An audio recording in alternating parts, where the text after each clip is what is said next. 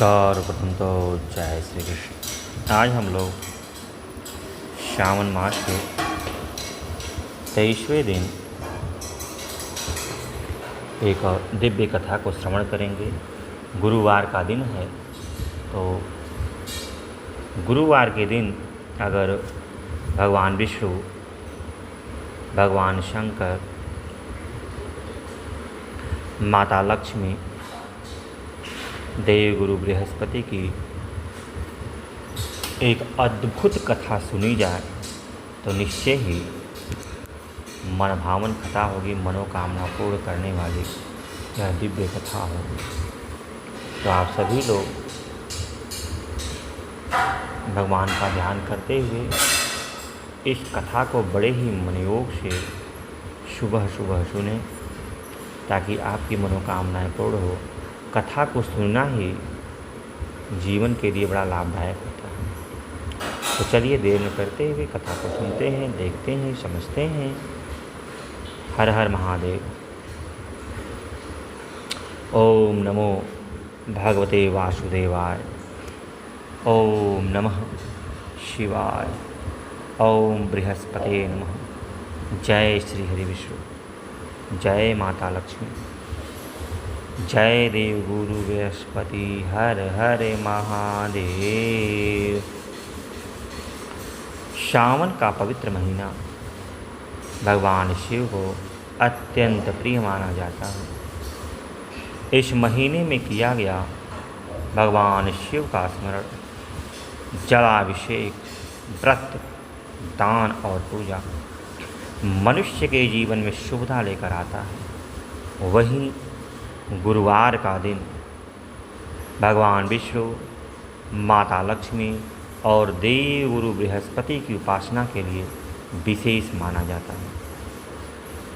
आज सावन मास के इसी पावन गुरुवार की एक ऐसी अद्भुत कथा सुनिए आप लोग, जिसमें एक निर्धन परिवार की सच्ची श्रद्धा, भगवान की परीक्षा और अंत में दिव्य कृपा का कैसा वर्णन है। कहा जाता है कि इस कथा को श्रद्धा से सुनने और सुनाने वाले व्यक्ति के जीवन में भगवान की कृपा सदैव बनी रहती है।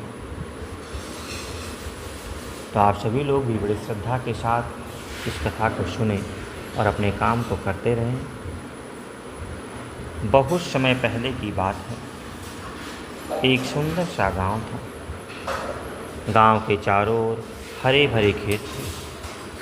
वर्षा ऋतु चारों तरफ हरियाली छाई थी।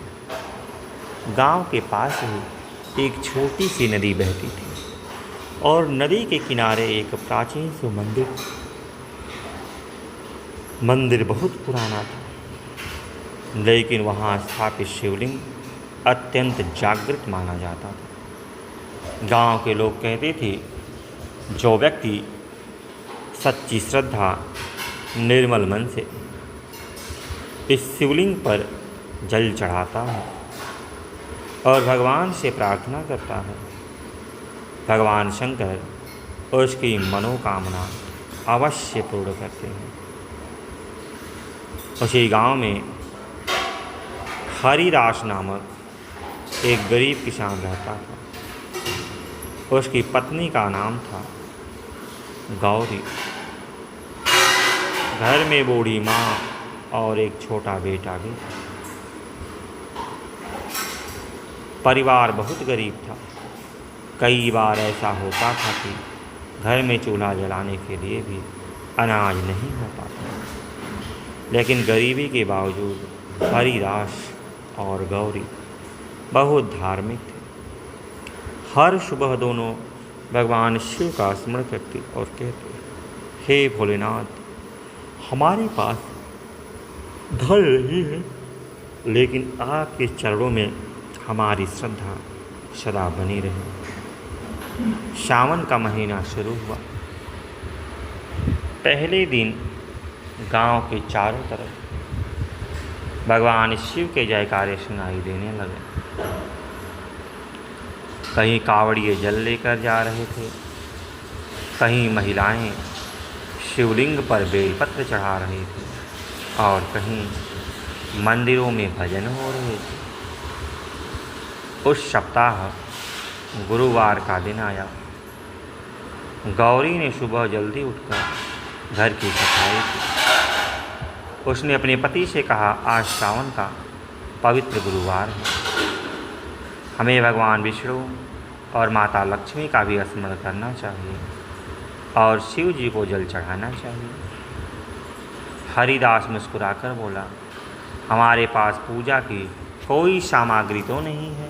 गौरी ने कहा, भगवान को सामग्री नहीं, भगवान को सच्चे भावना निर्मल मन चाहिए।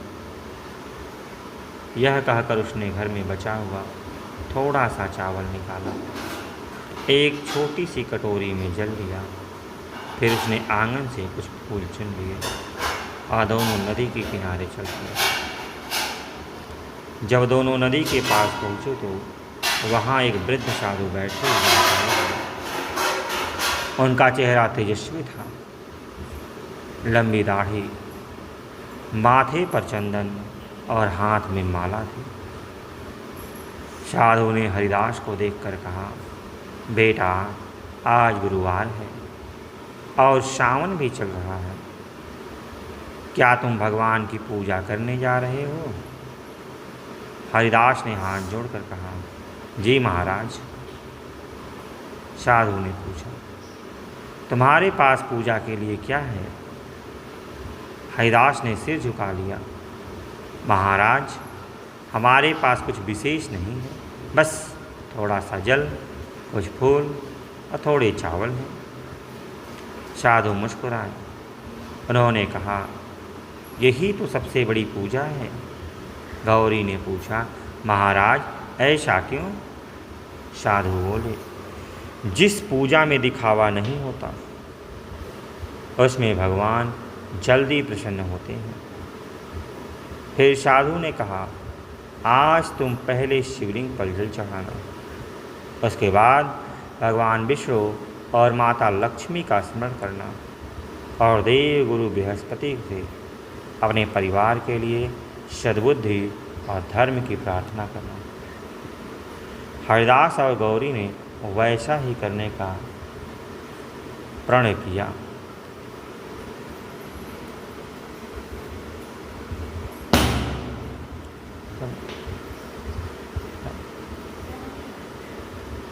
दोनों मंदिर पहुँचे। मंदिर में उस समय कोई नहीं था। गौरी ने शिवलिंग को प्रणाम किया।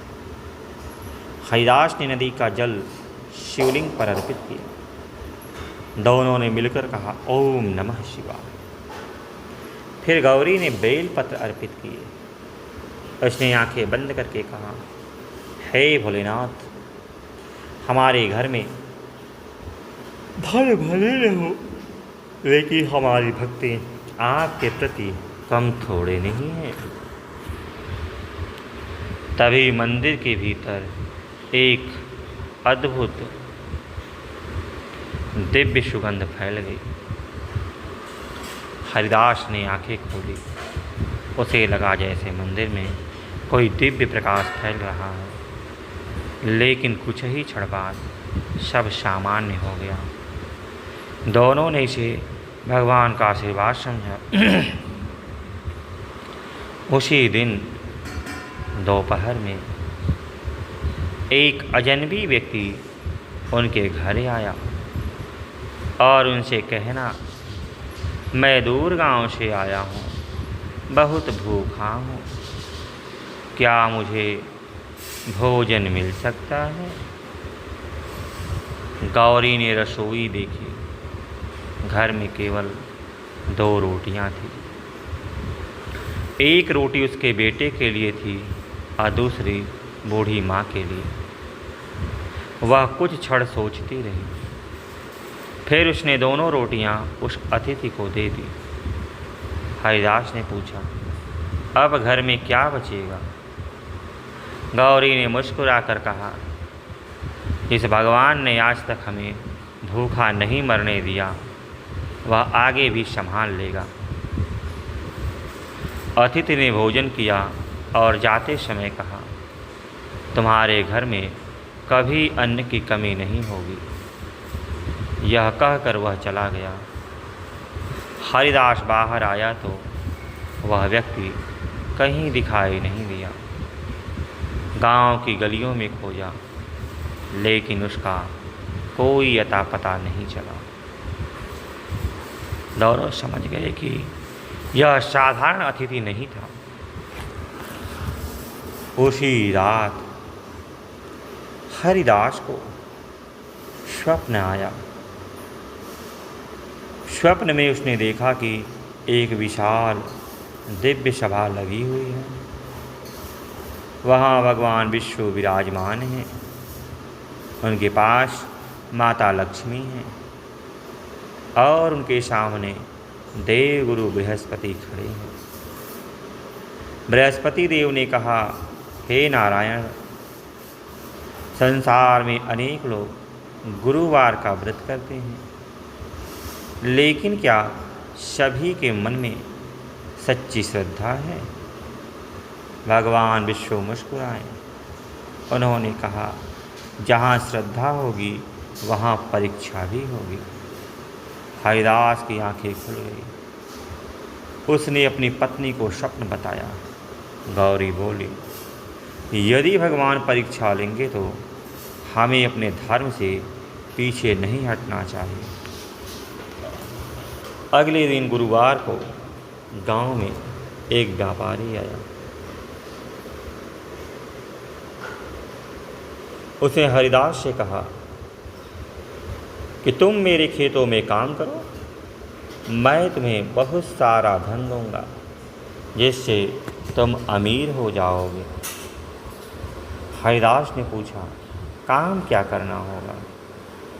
व्यापारी ने कहा, तुम्हारे गांव के मंदिर की जमीन पर कब्जा करके उसे मेरे नाम करवाना होगा। इस बात को सुनकर हरिदास चौंक गया। उसने कहा, मैं यह काम नहीं कर सकता। व्यापारी बोला, सोच लो, तुम जो यह गरीबी की ज़िंदगी जी रहे हो हमेशा के लिए ख़त्म हो जाए। हरिदास ने दृढ़ता से कहा, पैसे के लिए, धन दौलत के लिए मैं भगवान की भूमि से विश्वासघात नहीं करूँगा। व्यापारी वहाँ से चला गया। लेकिन उसी दिन हरिदास के खेत में अचानक भारी वर्षा हुई। फसल का बड़ा हिस्सा नष्ट हो गया। घर में फिर संकट आ गया। गौरी ने पति को सांत्वना देते हुए कहा, धर्म कठिन समय में ही परखा जाता है। उस रात गौरी ने दीपक जलाया और भगवान विष्णु के सामने प्रार्थना की। उसने कहा, हे प्रभु, यदि हमने कोई गलती की हो तो क्षमा कीजिएगा। हमारे बच्चे को भूखा मत रखिए। तभी दीपक की लौ अचानक तेज होने लगी और गौरी को भीतर से एक आवाज़ सुनाई दी, भय मत करो, डरो नहीं, अपने धर्म मार्ग पर डटे रहो। वह घबरा गई, लेकिन उसके मन में शांति उतर गई। सुबह उसने पति से कहा, भगवान ने हमें संकेत दिया है, हमें विश्वास नहीं छोड़ना चाहिए, अपने धर्म के मार्ग पर अडिग रहना चाहिए। कुछ दिन बाद गांव में एक बड़ा व्यापारी आया। उसने हरिदास के खेत देखे और कहा, तुम्हारी ज़मीन बहुत अच्छी है, मैं चाहता हूँ कि तुम मेरे साथ मिलकर खेती करो। हरिदास ने कहा, लेकिन मेरे पास बीज खरीदने के पैसे नहीं हैं। व्यापारी ने कहा, बीज और खाद तो मैं तुम्हें दूंगा, बस तुम मेहनत करो। हरिदास ने मेहनत शुरू कर दी। सावन की वर्षा समय पर हुई। कुछ ही महीनों में खेत लहलहा उठे।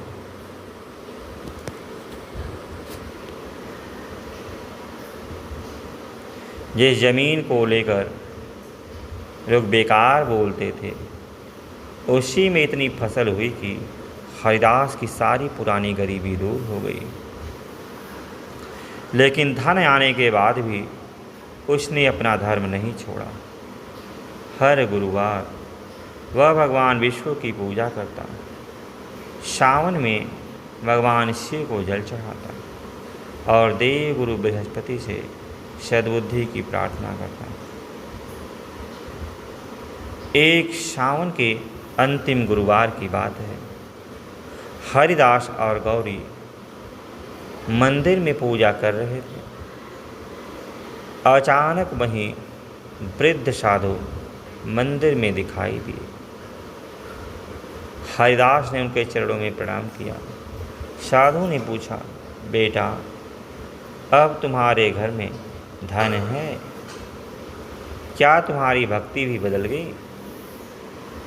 हरिदास ने हाथ जोड़कर कहा, महाराज, पहले मेरे पास धन नहीं था तो मैं भगवान से धन मांगता था।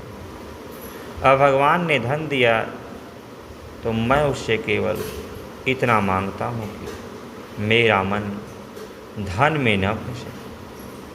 साधु मुस्कुराए। उन्होंने अपना हाथ उठाया। अचानक उसके शरीर से दिव्य प्रकाश निकलने लगा।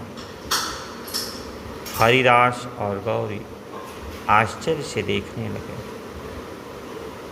वृद्ध साधु का रूप बदल गया। सामने भगवान विष्णु का दिव्य स्वरूप प्रकट हुआ। शंख, चक्र, गदा और पद्म से सुशोभित भगवान विष्णु के दर्शन होते ही दोनों पति पत्नी उनके चरणों में गिर पड़े। उसी समय मंदिर में भगवान शिव का दिव्य प्रकाश भी प्रकट हुआ। भगवान शिव ने कहा, हे भक्त, तुम्हारी श्रद्धा ने तुम्हें हमारी कृपा का अधिकारी बनाया है। भगवान विष्णु बोले, सावन में शिव की भक्ति और गुरुवार को नारायण का स्मरण करने वाला भक्त यदि धर्म के मार्ग पर चलता है तो उसके जीवन में शुभता अवश्य आती है। देव गुरु बृहस्पति ने भी वहाँ प्रकट होकर कहा, जिस घर में गुरु, माता पिता, अतिथि और देवताओं का सम्मान होता है, वहाँ ज्ञान और समृद्धि का वास होता है। तभी माता लक्ष्मी प्रकट हुई। उन्होंने गौरी से कहा, तुमने भूखे अतिथि को अपना भोजन दिया था। उस दिन तुमने मुझे भोजन कराया था। गौरी की आंखों से आंसू बहने लगे। माता लक्ष्मी ने कहा, याद रखो, जहाँ अन्न का सम्मान होता है, अतिथि का सत्कार होता है और कम साधनों में भी संतोष रहता है, वहाँ मेरा निवास होता है। माता ने दोनों को आशीर्वाद दिया।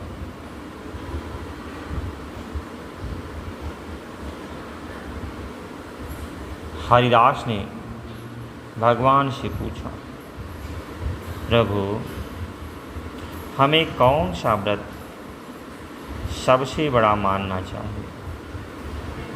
भगवान शिव बोले, सत्य का व्रत। भगवान विष्णु बोले, धर्म का व्रत।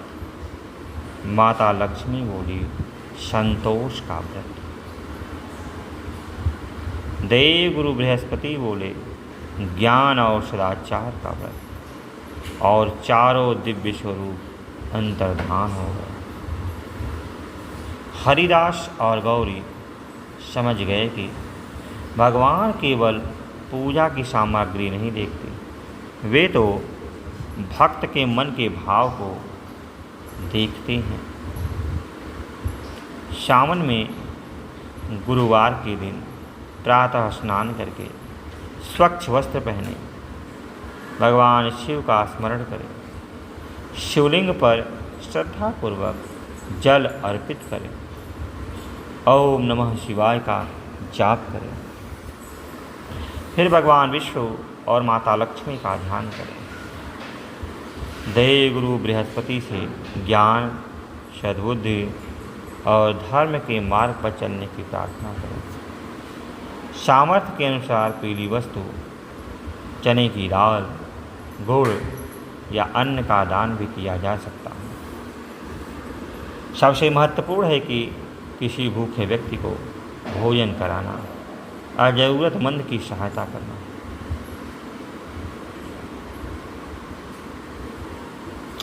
जो भक्त सावन के पावन गुरुवार को इस कथा को श्रद्धा से सुनता है या दूसरों को सुनाता है, उसके जीवन में भगवान की कृपा बनी रहे, ऐसी धार्मिक मान्यता है। घर में सुख शांति बनी रहे, मन में सद्बुद्धि आए, परिवार में प्रेम बढ़े, धर्म और सत्य के मार्ग पर चलने की शक्ति मिले। भगवान शिव की कृपा से संकट दूर हो और भगवान विष्णु तथा माता लक्ष्मी की कृपा से जीवन में शुभता और समृद्धि है। देव गुरु बृहस्पति सभी को ज्ञान, विवेक और सदाचार प्रदान करे। हे भोलेनाथ, हमारे मन से अहंकार दूर करें, हमारे घर से कलह दूर करें, हमारे जीवन से अज्ञान दूर करें। हे भगवान विष्णु, हमें धर्म के मार्ग पर चलने की शक्ति दे। हे माता लक्ष्मी, हमारे घर में धन से अधिक संतोष और प्रेम प्रदान करें। हे देव गुरु बृहस्पति, हमें सही और गलत का विवेक दे।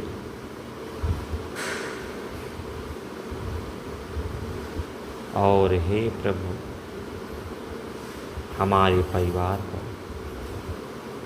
अपनी कृपा दृष्टि सदैव बनाए रखें। हमारे परिवार पर आप अपनी कृपा दृष्टि सदैव बनाए रखें। हर हर महादेव। जय श्री हरि विष्णु। जय माता लक्ष्मी। जय देव गुरु बृहस्पति। ओम नमः शिवाय। ओम नमो भगवते वासुदेवाय। ओम बृहस्पते नमः। बोलिए सभी लोग प्रेम से हरे हरे महादेव। देखिए भक्तों, यह जो कथा है, कथा तो भगवान का ही होता है, लेकिन कथा को सुन लेने मात्र से जब तक हम उसे अपने अंतर्मन में नहीं उतारते हैं, जब तक हम उस पर पूर्ण विश्वास नहीं करते हैं, श्रद्धा नहीं करते हैं, तब तक हमारे कार्य भी पूर्ण नहीं होते हैं। क्योंकि कथा का पहला ही महत्व यही है, कहती सुनने वाले और सुनाने वाले दोनों को लाभ होता है।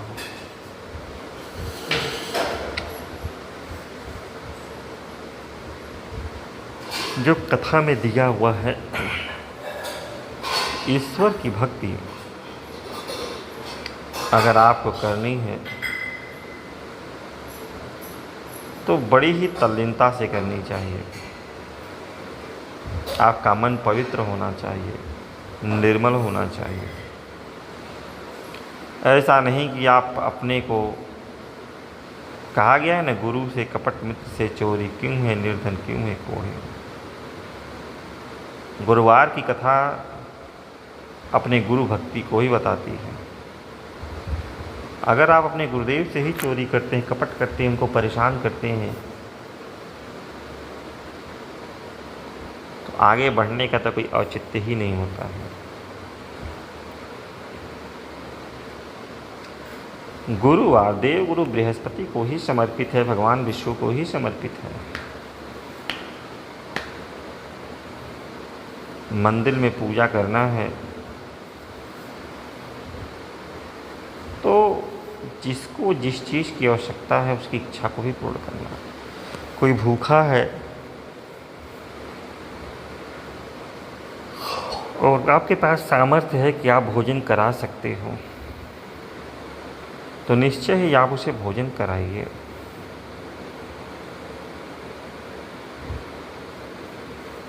आपके अंदर वो गुण है कि आप भोजन करा सकते हो तो आप भोजन कराइए, सोचिए मत।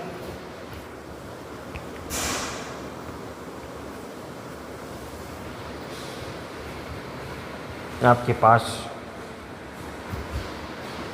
धन देकर उसकी सहायता कर सकते तो उसे धन भी दीजिए, क्योंकि संसार है और संसार में जो भी जगत के प्राणी हैं उन सब का निर्माण, उन सबको जीवन दान यह ईश्वर तो ही दिए हैं। और जो वस्तु ईश्वर की बनाई हुई है, अगर उसका हम रख रखाव करेंगे तो वह कितना खुश होंगे। जैसे कि आप समझ जाइए, राजा के राजमहल में अगर एक सफाई कर्मी बड़ी ही तल्लीनता से साफ़ सुथरा करता है, चारों तरफ सफाई है, टूटी फूटी वस्तु दूर रखा, कोई टूटी चीज़ है उसे बना दिया गया, सही से रख दिया गया, तो राजा बड़ा प्रसन्न होता है कि यहाँ का तो मेरा कर्मचारी बहुत अच्छा है, मेरी सारी वस्तुओं का बहुत अच्छा देखभाल करता है। वैसे ही उस ईश्वर ने इस प्रकृति को, इस संसार को बनाया है और आपके अंदर सामर्थ्य है कि आप सही कर सकते हो, तो आपको निश्चय ही करना चाहिए। इससे ईश्वर की कृपा पर बनती है और ईश्वर की कृपा जब बनेगी तो निश्चय ही आपके जीवन के जो संकट है दूर हो जाएंगे। और संसार में कौन ऐसा व्यक्ति है जो नहीं चाहता कि ईश्वर की कृपा उस पर हो।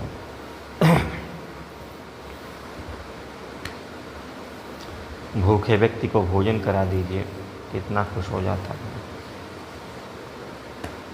सच्ची भक्ति तो इसी में है भाई। आपके अंदर सामर्थ्य है, आप किसी को नौकरी दिला सकते हैं तो नौकरी दिला दीजिए। कोई संकट में पड़ा हुआ है, उसके संकट को दूर करने में उसकी मदद कीजिए।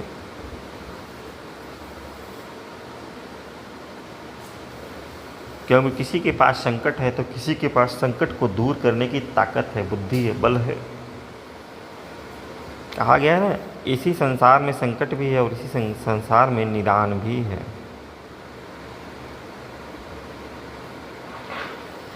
संकट भी हम इसी संसार में रहते हुए ही प्राप्त करते हैं और संकट को दूर हम इसी संसार में रहते हुए ही ख़त्म कर सकते हैं। अगर दूर करने वाला मिल जाए उस संकट का पता ही न चले। लेकिन कहते हैं ना, जब अच्छे दिन होते हैं तो आपके पास हजारों लोग आएंगे और जब बुरे दिन आ जाते हैं तो कोई भी नहीं आता है। ये एक बहुत पहले की कहावत है कि जब आपके गगरी में पानी भरा रहेगा ना तो पानी पिलाने वाले बहुत मिलेंगे, लेकिन जैसे ही किसी को मालूम चला कि आपकी गगरी में पानी ही नहीं है तो आप मर जाओ, आप मांग भी लो तो आपको लोग भिखमंगा समझ के लात मार देंगे। इसलिए सबसे पहली बात है कि अपनी गगरी में पानी रखो। और जब गगरी में पानी हो तो किसी का दिया हुआ पानी जल्दी नहीं पीना चाहिए। अपने गगरी का पानी पियो, थोड़ा ही पियो, क्योंकि संसार में दुख को दूर करने वाले बहुत कम लोग हैं और दुख देने वालों की संख्या बहुत ज़्यादा है। इस बात को नहीं भूलना चाहिए, क्योंकि अगर संसार में दुख को दूर करने वालों की संख्या ज़्यादा होती तो शायद ही संसार का कोई व्यक्ति गरीब होता, या कहा जाता कि वह विपत में है। क्योंकि मनुष्य बड़ा ही स्वार्थी है, वह ईश्वर की पूजा करता है, अपने लिए सब कुछ मांगता है, लेकिन जब भगवान उसको सामर्थ्यशाली बना देते हैं तो समझता है कि मैं इसे अपने बल पे प्राप्त किया हूँ, और उसमें से वह किसी की भी मदद नहीं करता, उस धन से, उस दौलत से, उस बुद्धि से। तो आशा है कि आप लोग इस कथा के माध्यम से समझ गए होंगे कि अगर आपको भी अगर ईश्वर की कृपा प्राप्त करनी है तो अपने जीवन में जो भी आपके अंदर सामर्थ्य है उसके द्वारा आप किसी न किसी व्यक्ति की सहायता अवश्य करें। यही सच्ची श्रद्धा, यही सच्चे भगवान की पूजा है। तो आप लोग एक पूजा और करें बड़े ही सच्ची श्रद्धा से। जितना हो सके इस वीडियो को शेयर करें, लाइक करें, कमेंट करें, और जो लोग नए हैं इस चैनल को सब्सक्राइब अवश्य करें। तो आज के लिए इतना ही, फिर मिलते हैं, तब तक के लिए जय श्री कृष्ण, जय श्री कृष्ण, हर हर महादेव।